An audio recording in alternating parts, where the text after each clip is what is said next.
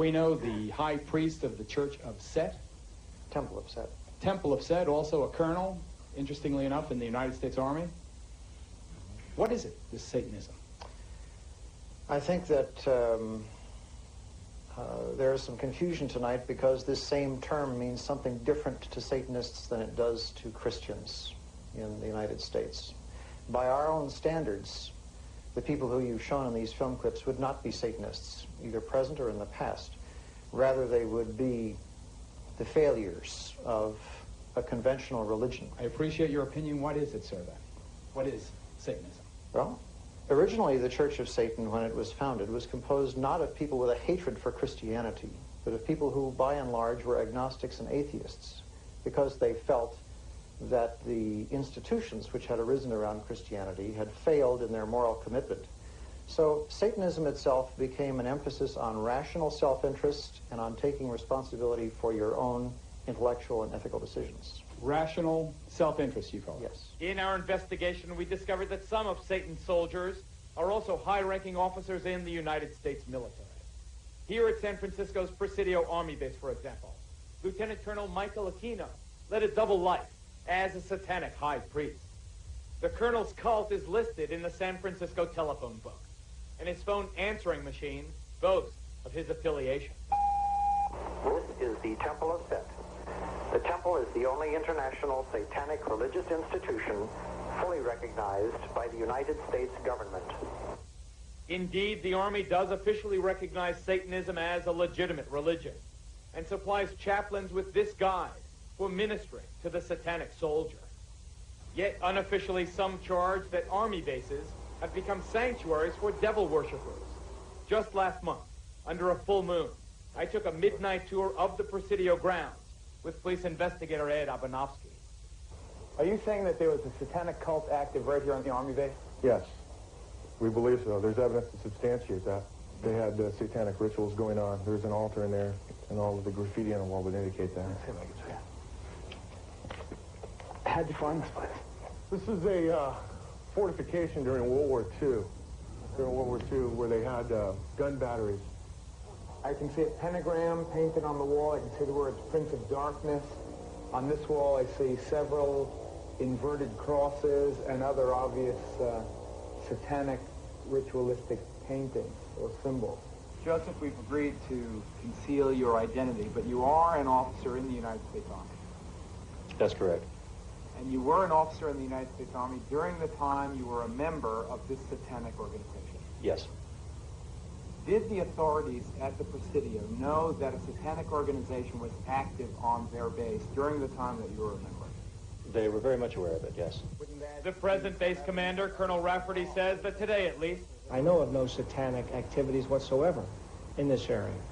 Satanism may be a constitutionally protected religion, but similar to another recent case at the United States Military Academy at West Point, here charges surface connecting ritual child abuse at the Presidio Daycare Center to the devil cult. It was here, parents and others allege, that as many as 60 young children were ritualistically abused by soldiers of Satan. What actually was done to the kids? Oral copulation, sodomy, defecation. They were urinated on.